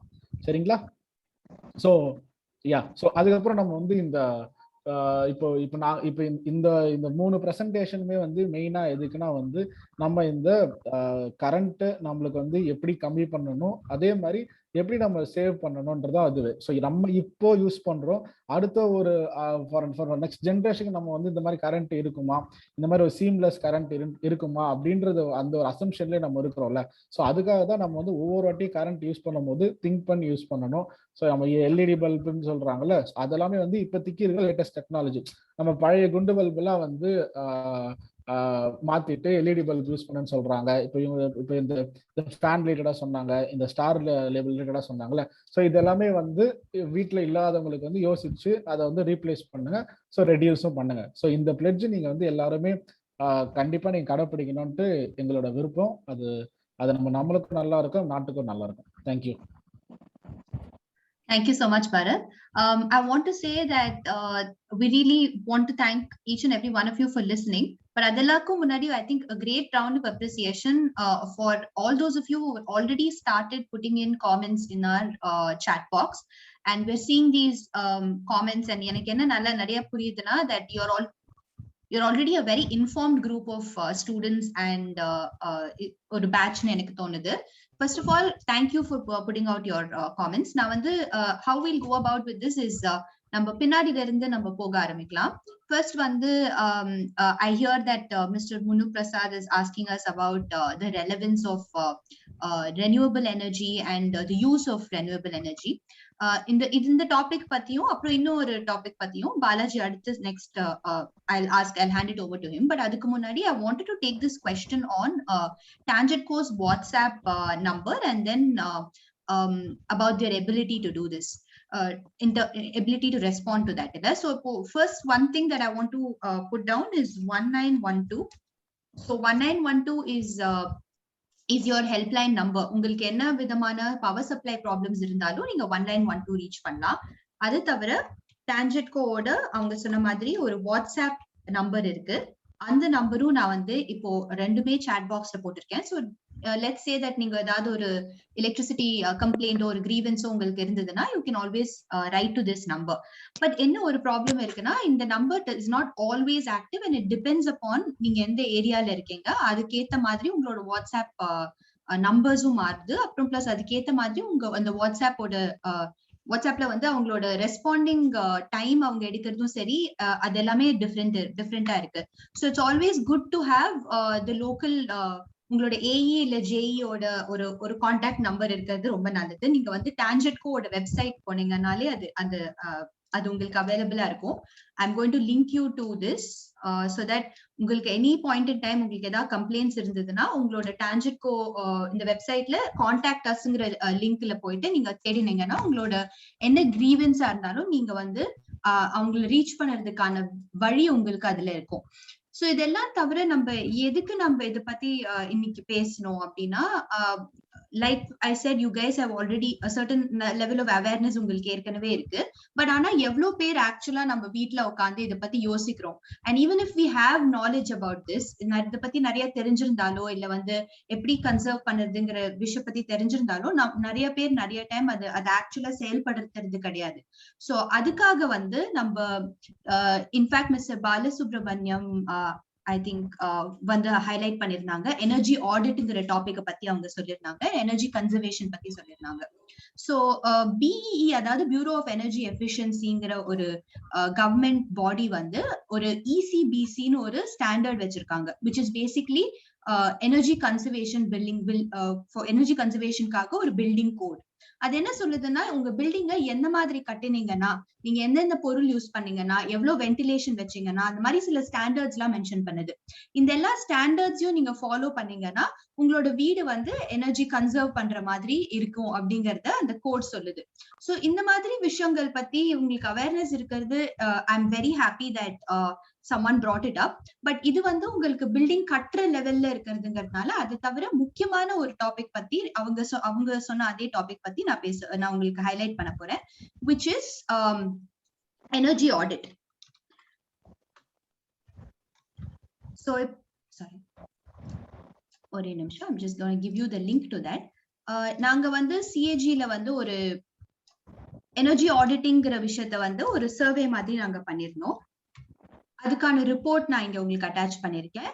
பிளஸ் அது வந்து செய்யறதுக்கான கால்குலேட்டரும் நாங்க வந்து சிஏஜிலேயே வந்து பண்ணிருந்தோம். மிஸ் பாலாஜி பேசினாங்கல்ல, அவங்கதான் இந்த கால்குலேட்டரை டெவலப் பண்ணிருக்காங்க. ஸோ நீங்க இந்த லிங்க்ல நீங்க போய் பாத்தீங்கன்னா it will tell you how this energy audit can be perform. அதாவது உங்க வீட்டுல நீங்க என்னென்ன மின்சார அப்ளையன்சஸ் பயன்படுத்துறீங்க, எவ்வளவு மின்சாரம் நீங்க பயன்படுத்துறீங்க, எப்படி வந்து அதை கன்சர்வ் பண்ண முடியுங்கிறது சில ஸ்டெப்ஸ் வச்சு அது வந்து அந்த கால்குலேட்டர் உங்களுக்கு ஹெல்ப் பண்ணும். இந்த calculator is nothing but one Excel sheet. So நீங்க அந்த எக்ஸல் ஷீட் கிளிக் பண்ணும்போது it will show you all the questions. நிறைய டேப்ஸ் இருக்கும், அந்த டேப்ஸ்ல இருக்கிற கேள்விகளுக்கு எல்லாம் பதில் சொல்லிட்டே வாங்க. நீங்க சொல்லிட்டே வர அது வந்து கடைசி டேபுக்கு போகும்போது உங்களுக்கு ஒரு ரிப்போர்ட் மாதிரி தயாரிச்சு கொடுக்கும். So this will be a personalized report where you can take actions in your household based on the questions that you answered. So அதனால உங்களுக்கு end of the day உங்க வீட்டுக்கு நீங்க என்ன பண்ணணும். இப்ப பாலாஜி வந்து ரொம்ப ஜென்ரலா சொன்னாங்க ஒருத்தர் என்னென்ன பண்ணா நல்லதுன்னு. பட் இந்த ரிப்போர்ட் உங்களுக்கு என்ன செய்யும்னா உங்க வீட்டுக்கு ஏத்த மாதிரி உங்களோட பயன்பாட்டுக்கு ஏத்த மாதிரி அந்த ரிப்போர்ட்டை உங்களுக்கு கொடுக்கும். So I want to thank Balasubramaniam for bringing this topic up. It's very, very important and I'm glad that you brought this up. And I also had a question from Ms. Ramya. அவங்க வந்து மேல டெரஸ்ல வந்து temperature filter பண்றதுக்காக cooling paint use பண்ணலாம்னு சொன்னாங்க. She is very right. அது வந்து ஒரு பாசிவ் கூலிங் டெக்னிக். ஒரு அந்த வீட்டுக்கு மேல இருக்கிற அந்த கூரைகளை நீங்க வந்து கூலிங்கா வச்சிருந்தீங்கன்னா உங்க வீட்டுக்குள்ளேயும் வந்து ஒரு அந்த சன் ஓட ரேடியேஷன் ரொம்ப அவங்கள தாக்காதுங்கிறது தான் அதோட கன்சர்ன். இப்போ அவங்க கேட்ட இன்னொரு கொஸ்டின் வந்து regular inverter versus inverter AC இதை பத்தி கேட்டிருந்தாங்க. So I'm going to request Balaji to take this question on the requirement of regular versus inverter AC, and also touch upon renewable energy, because one of you had a question about the renewable energy part. Once Balaji has taken those two questions, and then we'll throw the time out for all the rest of you. If anyone else wants to add something, speak something, on the raise but hand raise option use பண்ணிட்டு you can unmute yourself and speak. So I'm going to let Balaji talk about inverter AC and also the need for renewable energy. Thanks Pavitra. ஆக்சுவலாக முன்னாடி சொன்னதுதான், நம்ம ஒரு responsible கன்சியூமராக இருக்கிறதுக்கு நம்ம 4 point mention பண்ணியிருந்தோம். அதில் இந்த 2 பாயிண்ட் தான் இன்னைக்கு நான் டிஸ்கஸ் பண்ணது. பட் மீதி இருக்கிற 2 பாயிண்ட் பட் ஸ்டூடெண்ட்ஸ் டீச்சர்ஸ் யாருன்னு எனக்கு தெரியல, பட் அவங்களே கரெக்டாக எல்லாமே பாயிண்ட் அவுட் பண்ணிட்டீங்க. ஸோ ஆல்ரெடி நீங்கள் எல்லாருமே ஒரு ரெஸ்பான்சிபிள் கன்சியூமராக தான் இருக்கிறீங்க. ஆஸ் வெல் அஸ் அந்த ஒரு தாட் உங்ககிட்ட இருக்கிறது வந்து ஒரு பாராட்ட வேண்டிய விஷயம் தான் நான் சொல்ல வேண்டியது. Congratulations for that. So answer to your question அப்படின்னா, இந்த ரெகுலர் வெஸ் இன்வெர்டர் ஏசி அது எதுக்கு அப்படின்னா, நான் முன்னாடியே சொன்னது தான், ரெகுலர் ஏசிஸ் எல்லாமே வந்து நம்மளுடைய டைமிங் வந்து நம்ம கம்மியாக யூஸ் பண்ணுறோம் அப்படின்னு வச்சுக்கலாம். ஃபார் எக்ஸாம்பிள் நம்ம இப்போ வீட்டில் இருக்கிறோம், நைட்டு மட்டும்தான் யூஸ் பண்ணுறோம், பட் ஆனா நைட்டு நான் தூங்குற வரைக்கும் தான் யூஸ் பண்றேன், அதுக்கப்புறம் நான் யூஸ் பண்ண மாட்டேன், ஆஃப் பண்ணிடுவேன் அப்படின்ற மாதிரி கேசஸ் இருந்ததுன்னா ரெகுலர் ஏசிஸ் நம்ம வச்சுக்கலாம். சப்போஸ் இல்ல எனக்கு வந்து நான் பவர் கன்சம்ஷன் ரொம்ப கம்மி பண்ணணும்னு நான் நினைக்கிறேன் அப்படின்றவங்க இருந்ததுன்னா இன்வெர்டர் ஏசிக்கு போகலாம். இன்வெர்டர் ஏசி லாங் ரன், அதாவது வந்து ஒரு 8 hours 10 hours ஆஃபீஸ்ல யூஸ் பண்ற கல்ச்சர்ல வச்சிருக்கிறவங்களுக்கோ இல்லைன்னா லாங் டைம் ரன்னிங் ஏசி விருப்பப்படுறவங்களுக்கு இன்வெர்டர் ஏசிஸ் தான் ஃபர்ஸ்ட் பெஸ்ட் சொல்யூஷனும் சொல்லுவாங்க. ஏன்னா அந்த கான்ஸ்டன்ட் ஸ்பீடு முன்னாடியே சொன்னதுதான், அந்த மோட்டார் ரன் ஆகி அதாவது ஆஃப் ஆகி ரன் ஆகும், அந்த டைம் எதுவுமே இதுல இருக்காது. ஏன் இந்த ஆஃப் ஆகி ரன் ஆகிறத வந்து நான் ஸ்பெசிஃபிக்கா இன்சிஸ்ட் பண்றேன் அப்படின்னா, ஒரு விஷயமுமே வந்து அந்த ஸ்டார்டிங் எடுத்துக்கிறது வந்து ரொம்ப பவர் கன்சம்ஷன் அதிகமாக எடுத்துக்கும். ஸோ ஸ்பெசிஃபிக்காக இருக்கக்கூடிய அந்த மோட்டர்ன்னு சொல்கிறாங்களே, ஃபேனாக இருக்கட்டும், அப்படி இல்லைன்னா வந்து ஏசியில் இருக்கக்கூடிய அந்த மோட்டராக இருக்கட்டும், ஃப்ரிட்ஜில் இருக்கட்டும். ஏன்னா அந்த ஸ்டார்டிங் பவர், இப்போ நம்மளே வந்து ஸ்டார்டிங்கில் ஒரு இடத்த ஒரு ஆப்ஜெக்டை வந்து நம்ம தள்ளுறோம் அப்படின்னும் போது ஸ்டார்டிங்கில் ரொம்ப நம்மளோட ஸ்ட்ரென்த்து கொடுத்து தள்ளுவோம். அதுக்கப்புறம் நமக்கு ஓகே தூக்கிட்டோம் அப்படின்னா ரெகுலராக நம்ம எப்பயும் போல போகிற மாதிரி இருக்கும். அதுதான் இதில் ஒரு கரெக்டான எக்ஸாம்பிள் இல்லைனாலும் இது அதை மீன் பண்ணுறது இதுதான். ஸோ அதனால தான் வந்து இந்த இன்வெர்டர் ஏசிஸ் எல்லாமே வந்து இந்த ஸ்டார்டிங் பவர் ஒன்ஸ் மட்டும்தான் இருக்கும். ஏன்னா அதுக்கு ஆஃப் ஆகி திரும்ப ரன் ஆகாது. அதனால தான் அந்த ஆஃபீஸ் டைமில் யூஸ் பண்ணுறோம், இல்லைன்னா ஆஃபீஸ்க்கு யூஸ் பண்ணால் அது ரொம்ப யூஸ்ஃபுல்லாக இருக்கும்னு சொல்கிறது. செகண்ட் திங் வந்து இந்த renewable energy. So renewable energy நம்ம சொல்லும்போது மெயின் திங் வந்து எல்லாருக்கும் நம்ம ஒரு கன்சியூமரா, ஒரு டொமஸ்டிக் கன்சியூமருக்கு நான் சொல்றது மெயினா வர்றது வந்து சோலார். ஏன் அப்படின்னா வந்து எல்லாருமே வந்து சோலார்ன்றதை ஈஸியா மற்ற ரினியூபிள் எனர்ஜியை கம்பேர் பண்ணும்போது நம்ம வந்து அஃபோர்ட் பண்ணிக்க முடியும். ஜஸ்ட் வந்து ஒரு 2-3 ஸ்லைட் மட்டும் நான் காமிக்கிறேன். என்னன்னா வந்து இது ரினியூபிள் எனர்ஜியில் வந்து சோலார், பயோமாஸ், விண்டு, ஜியோ தெர்மல், ஹைட்ரோ இது எல்லாமே சேர்ந்தது தான் ரினியூபிள் எனர்ஜி. பட் ஆனால் நம்ம மெயினாக வந்து சோலார் மட்டும்தான் ஃபோக்கஸ் பண்ணுவோம் நம்ம டொமஸ்டிக் நம்ம. ஏன் அப்படின்னா ஒரு வீட்டுக்கு ஒருத்தர் வந்து ஒரு நார்மல் 2 BHKவா இருக்கட்டும், அப்ளையன்சஸ்லாம் வந்து ரொம்ப கம்மியான யூசேஜ், நார்மல் யூசேஜில் இருக்கிறவங்களுக்கு ஒரு 1 kW சோலார் போட்டாவே அவங்களுடைய கன்சம்ஷன் வந்து அவங்களால நிவர்த்தி பண்ணிக்க முடியும். இதில் 2 டைப் இருக்கு. ஆன் கிரிட் சோலார்னு சொல்லுவாங்க, ஆஃப் கிரிட் சோலார்னு சொல்லுவாங்க. அது என்ன அர்த்தம் அப்படின்னா, ஆன் கிரிட் அப்படின்றது நம்ம சோலார் சிஸ்டம் போட்டதை அப்படியே கிரிட்டோட, அதாவது டான்ஜெட்கோட நம்ம வந்து கனெக்ட் பண்ணிப்போம். அப்போ என்ன மீனிங்னா, நம்ம பகலில் யூஸ் பண்ணக்கூடிய சோலார் போக மீதி இருக்கக்கூடிய எக்ஸஸ் எனர்ஜி வந்து ஆட்டோமேட்டிக்காக கிரிட்டுக்கு எக்ஸ்போர்ட் ஆகிடும். ஸோ இதுதான் ஆன் கிரிட் சிஸ்டம் அப்படின்னு சொல்லுவாங்க. ஆஃப் கிரிட் சிஸ்டம் அப்படின்றது என்னன்னா, நம்ம தேவைக்கு யூஸ் பண்ணிப்போம், மீதி இருக்கிறத வந்து ஒன்லி நம்ம பேட்டரியில சேவ் பண்ணி ஸ்டோர் பண்ணிப்போம். இதுல என்ன ஒரு அட்வான்டேஜஸ் டிஸ்அட்வான்டேஜஸ் அப்படின்னு பார்த்தீங்கன்னா, பேட்டரியோட காஸ்ட் ப்ளஸ் வந்து அதை வந்து அடிக்கடி நம்ம ரினியூ பண்ணிகிட்டே இருக்கணும். 5 years அதோட லைஃப் டைம்னா அதுக்கடுத்து திரும்ப நம்ம வந்து அதை வந்து புது பேட்டரியோ இல்லைன்னா அதோட எஃபிஷியன்சி ஒர்க்கிங் கெப்பாசிட்டி கம்மியாயிடுச்சுன்னா நம்ம புதுசாக ரினியூ பண்ணுறோன்னும் போது ரொம்ப காஸ்ட் போயிடும். ஸோ அதனால ஆன் கிரிட் சிஸ்டம் இருக்குது அப்படின்னா நமக்கு தேவையான டைமில் வந்து நம்ம யூஸ் பண்ணிப்போம், மீதி பவரை கிரிட்டுக்கு தான் கொடுக்குறோம்.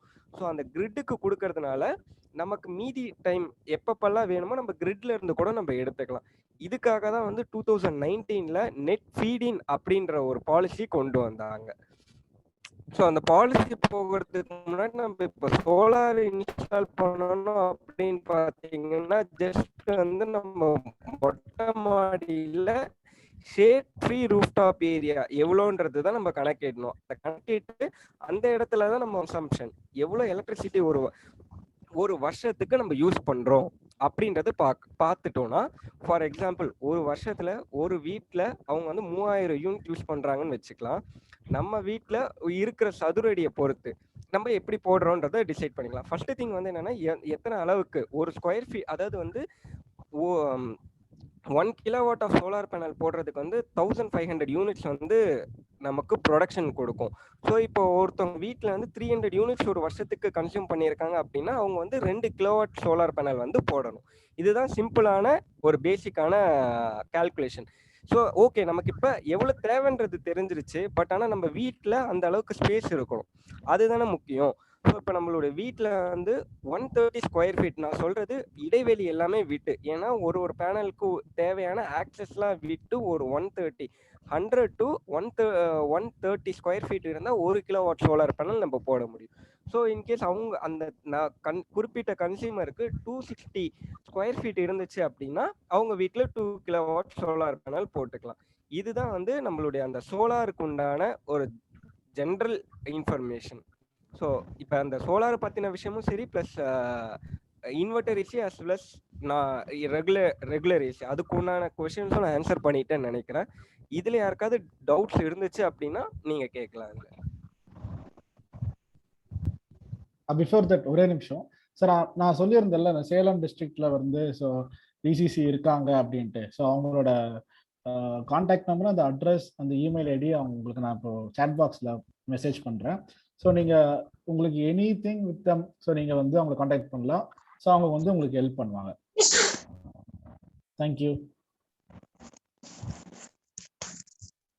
We have one more question from Professor Monu Prasad, and he's saying nowadays the change in technology has introduced many replacement in terms of instruments, stabilizers. Okay, no stabilizers are required. So presently Indian government using more of solar, wind. Now electricity is used for cycles, bike, electricity bunks are coming. So technology is updating. Some are positive, some are negative. Absolutely agree, sir. I think you've really pointed it out well.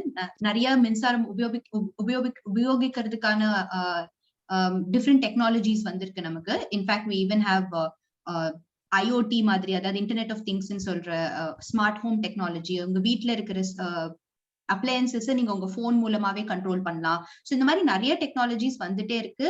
There are positive and negative aspects to it, but even in but the transition to renewable is what now we have to look at. நான் நினைக்கிறேன். Is there a question around that? But like, thank you for that comment. But இது தவிர வேற ஏதாவது questions நமக்கு இருக்கா, இல்ல ஏதாவது டிஸ்கஸ் பண்றதுக்கு நம்ம anyone wants to come forward?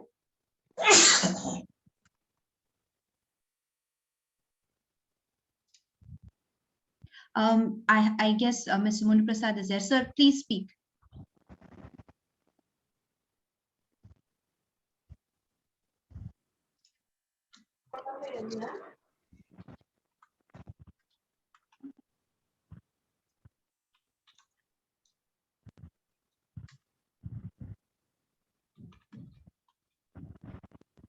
Okay, so I think he's already typed it. He says that technology impact can spoil the environment. Very true. இப்ப நீங்க பாத்தீங்கன்னா ஃபர்ஸ்ட் ஆரம்பிக்கும் போது நம்ம பேசினது வந்து greenhouse gases and climate change பத்தி. So that's one of the ways in which டெக்னாலஜியோட இம்பாக்ட் நமக்கு வந்துட்டு இருக்கு. ஒன்னு of course that's a direct impact. நம்ம சொன்ன climate changeங்கிறது வந்து ஒரு direct impact. இது தவிர நமக்கு வந்து டெக்னாலஜி இம்ப்ரூவ் ஆக ஆக நம்மளோட the longevity of our appliances குறைஞ்சிட்டே வருது. இப்ப நம்ம ஒரு போன் யூஸ் பண்றோம்னா அது மேபி நம்ம ஒரு வருஷம் இல்ல 2 வருஷம் யூஸ் பண்றோம், இல்ல புது அப்டேட்ஸ் வந்த உடனே நம்ம வேற phone மாத்திடுறோம். This is true for all appliances. போனுக்கு மட்டும் இல்ல, நிறைய அப்ளையன்சஸ் வந்து அப்கிரேட் ஆயிட்டே இருக்க நம்ம ரீப்ளேஸ் பண்ணிட்டே இருக்கோம். அந்த மாதிரி பண்ணும்போது நம்மளோட இருக்கிற அப்ளையன்ஸ் வந்து இப்போ ரிப்பேர் பண்ற அந்த அந்த தாட் ப்ராசஸ் நம்ம யாருக்குமே வருது இல்லை. ஏன்னா ரிப்பேர் பண்ணதுக்கு இருக்கிற காஸ்ட்டுக்கு நான் இன்னொன்னு வாங்குறேங்கிற ஆட்டிடியூட் தான் நம்ம எல்லாரும் போயிட்டு இருக்கோம். பட் இந்த மாதிரி ஒரு சினாரியோல எலக்ட்ரானிக்ஸ் எல்லாம் நமக்கு டிஸ்போஸ் பண்றதுலயும் ஒரு பெரிய பிரச்சனை இருக்கு. இப்போ அந்த மாதிரி ஒரு வேஸ்ட் எல்லாம் வந்து நம்ம ப்ரொடியூஸ் பண்ணும்போது எவ்வளவு வேஸ்ட் நம்மளால ரீசைக்கிள் பண்ண முடியுது, எவ்வளவு வேஸ்ட் வந்து நமக்கு நம்மளோட லேண்ட்ஃபில்ஸ்ல வந்து அப்படியே கிடக்கு, ப்ராப்பரா வந்து ரீசைக்கிள் பண்ணாம எவ்வளோ வேஸ்ட் ஆஃப் எலக்ட்ரானிக் ஐட்டம்ஸ் இருக்குங்கிறதும் நமக்கு அதுவும் ஒரு நெகட்டிவ் இம்பாக்ட் தான். ஸோ இந்த மாதிரி different kinds of environmental impact நெகட்டிவா நிறைய இருக்கு. But of course technology has made our lifes better, it has made our lifes easier. நமக்கு எல்லாத்துக்குமே ஒரு ஷார்ட் கட் அண்ட் சொல்யூஷன் நம்ம கிடைக்கிறது. இன்ஃபேக்ட் நம்ம இப்போ இன்னைக்கு பேசுறதே because of that technological upgrade தான் நம்மளால இப்போ பேசுறோம். So that's certainly something that we should be discussing. Idu mari nariya conversations theva. Mr. Monu Prasad is also asking what kind of changes can be brought in environment for the human being. Okay, so One, of course, I think நம்ம பேசின மாதிரி இப்போ நிறைய schemes and initiatives பத்தி நம்ம பேசணும். உஜாலா பத்தி பேசணும், சௌபாகியா ஸ்கீம் பத்தி பேசணும். வேர் இந்த மாதிரி கவர்மெண்ட் இன்டர்வென்ஷன்ஸ் வந்து நம்ம நிறைய இருக்கும்போது அது ஒரு ரெனியூபிள் நோக்கி நம்மள வந்து அதை தள்ளணும். அதுக்கப்புறம் நம்ம வந்து மோர் ரெஸ்பான்சிபிள் கன்சியூமர்ஸா நம்ம மாறணும். சோ நம்ம வந்து we'll have to know what we are using, எவ்வளவு யூஸ் பண்றோம், அதை நம்ம வாட்ச் பண்ணணும். ஒரு எவ்வளவு கன்சர்வ் பண்ண முடியுங்கிறதையும் நம்ம பார்க்கணும். சோ இந்த மாதிரி சேஞ்சஸ் கண்டிப்பா நம்ம பண்ணலாம். அப்புறம் வந்து பாலிசி மேக்கர்ஸ் கிட்டயும் பண்ண சொல்லி கேட்கலாம். அண்ட் அவங்களோட இன்டர்வென்ஷன்ஸ் மூலமா இதெல்லாம் நடக்கும். But in terms of industry and as technology நம்ம பார்க்கும்போது electronics need to keep in mind that நம்ம வந்து இப்போதைக்கு ஒரு ஷார்ட் சொல்யூஷனா நம்ம வந்து இத ப்ரொடியூஸ் பண்றோங்கிற அந்த ஆட்டிடியூட் போய் நம்ம ஒரு லாங் டேர்மா அது ஒரு சொல்யூஷனா இருக்கணுங்கிற ஒரு அப்ரோச் நமக்கு வரணும். மோர் சஸ்டைனபிள் ஆப்ஷன் சொல்ற அந்த மாதிரி ஒரு ஆப்ஷன் நம்ம கண்டிப்பா யூஸ் பண்ணணும். And the first solution that comes to mind is always that shift to renewable energy. அதுதான் வருது. பட் அது தவிர இப்போ ரெனியூபிள் எனர்ஜிலேயே வந்து உங்களுக்கு நம்ம சோலார் அதெல்லாம் இருக்கும்போது நம்ம சோலார் மாதிரி ஒரு ரெனியூபிள் எனர்ஜிக்கு நம்ம ஆஃப் பண்ணும்போது we also need இந்த இ வேஸ்டுக்கும் சரி இந்த சோலார் பிவில யூஸ் பண்ற சிலிகானுக்கும் சரி நமக்கு வந்து வேஸ்ட் மேனேஜ்மெண்ட்டுக்கான ரூல்ஸ் கண்டிப்பா தேவை. So like lecturer Muni Prasad is giving us the same commentary of course about this topic, and I think it's very very insightful.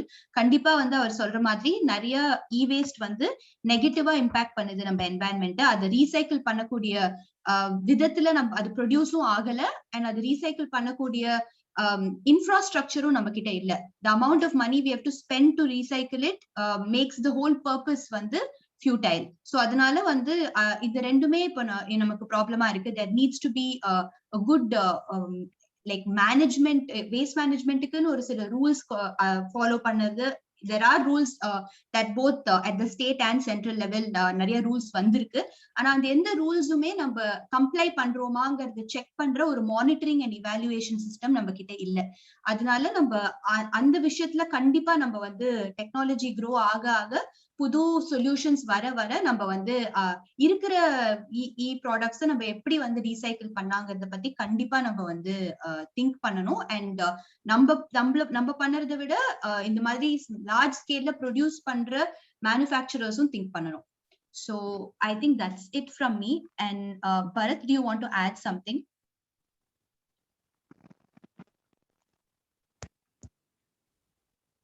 Illa Pavitra. So it's like, yeah, you have covered everything. Yeah, it's like nothing from that. Yeah. Thank you, Pavitra. Thank you, Pavitra, for my questions. Thank you so much, sir. Seriously, it was a very insightful question, and then you took the conversation to where it should be. Romba responsible at that point. Thank you so much. Sorry, my Tamil is not that good in a conversation, so that's why I was not able to conversate. Oh, that's perfectly okay. We can speak in any language that you prefer. So is there anything else that you'd like to add, sir? Nothing. I just telling as you. I wanted to add on is like electronic waste impact will be very high in the coming days if we don't manage waste management properly. Because now only in the normal waste only, which daily use waste only is getting affected for the many people for all kinds like soil, water, air, everywhere. It's polluting a lot. So need to be given a concentration on this, and that can be used for the nature in a different way, like a well thought of waste. The concept can be used. Sure, sir. So thank you for bringing that point up. And I'd also like to say that CAG also works in the space of waste management. We also have a vertical now we are of course from the electricity governance team, but CAG also works in the waste management space, and there are a lot of work that we have done in Chennai and elsewhere as well. So we will link you up with those the work that we've already done in that space. So it would be really interesting for you to go through the kind of work that is done in that space as well. I hear that I think we also have one petition that we'd like all of you to sign. I think Bharat, did we have a petition? If that's possible. Yes. Yeah, right. Okay. So okay, I'm just Yeah, go ahead, Bharat's go ahead. going to do that. And before Bharat does this, is there any question that anyone else we've missed out? If this is the like, if there's anything that any of you want to say, anyone who wants to add anything, questions or comments? Sure. Thank you, Pavitra, for giving your solutions and explaining my questions. I am very much thank you.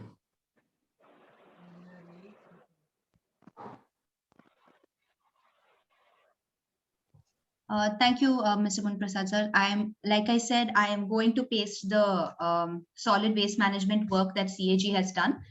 We encourage all of you to take a look at that page as well. See if there's some blog or some topic that really interests you. You can look into that as well. Now I'll let Bharat take over from here.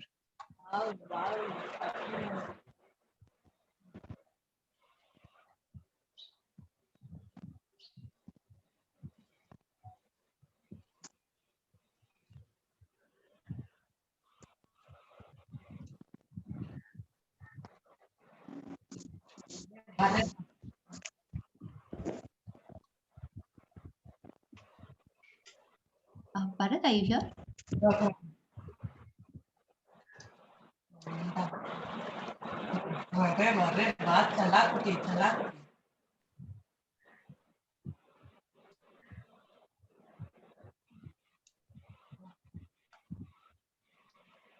Bharat அவருடைய internet problem இருக்குன்னு நினைக்கிறேன். So I just want to add, ஒன்றும் பிரச்சனை இல்லை Pavithra, I'm just going out. So ஒன்றும் இல்லை, okay நீங்களே அந்த இது போட்டிருக்கீங்க.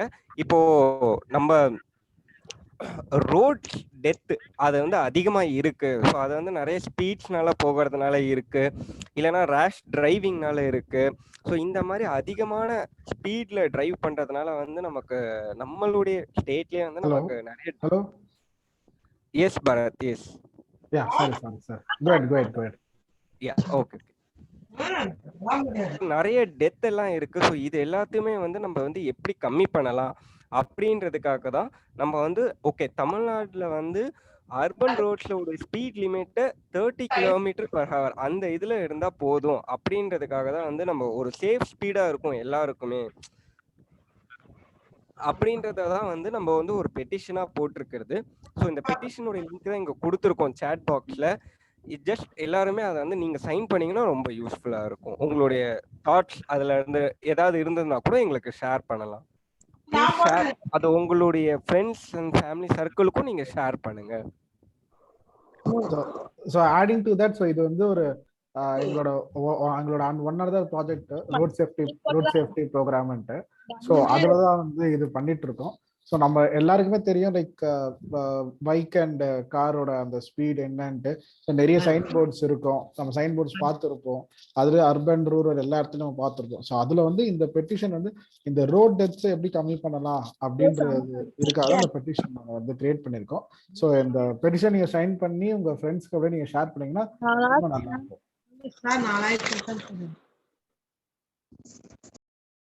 Thank you.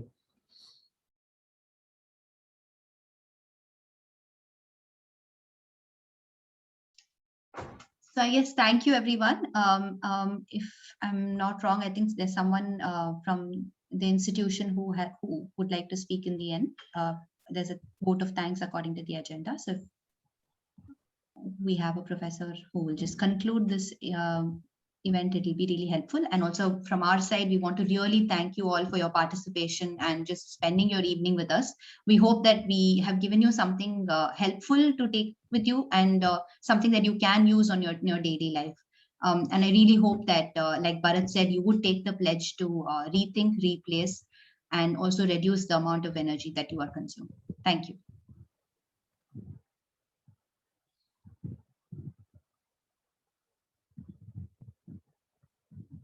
Ma'am, let us conclude, ma'am. Yes, sir. Thank you. Yes, sir. Pannikala, sir. Thank you, sir. Thank you so much, sir. Okay. Very good evening to all present here.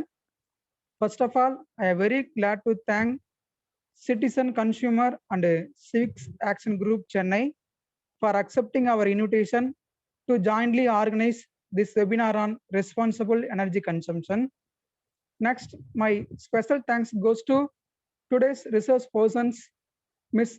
R. Pavitra, Senior Researcher, Consumer Protection, CAG, Chennai, and Mr. G.N. Bharatram and Mr. M.K. Balaji for delivering lecture on responsible energy consumption, and all the 3 persons answer the questions asked by various participants. Thank you, sir. Thank you, ma'am. Next, I would like to thank our Secretary, Ms. P. Arundhati, and Joint Secretary, Ms. P. Malachelvi, and our Principal, Dr. K. Sendil Kumar, sir, for rendering permission to organize this webinar. Next, I thank to participants from various colleges and various NGO. Next, I thanks to today's organizing secretary, Dr. T. Saravanan, sir. Once again, thank you all. Thank you.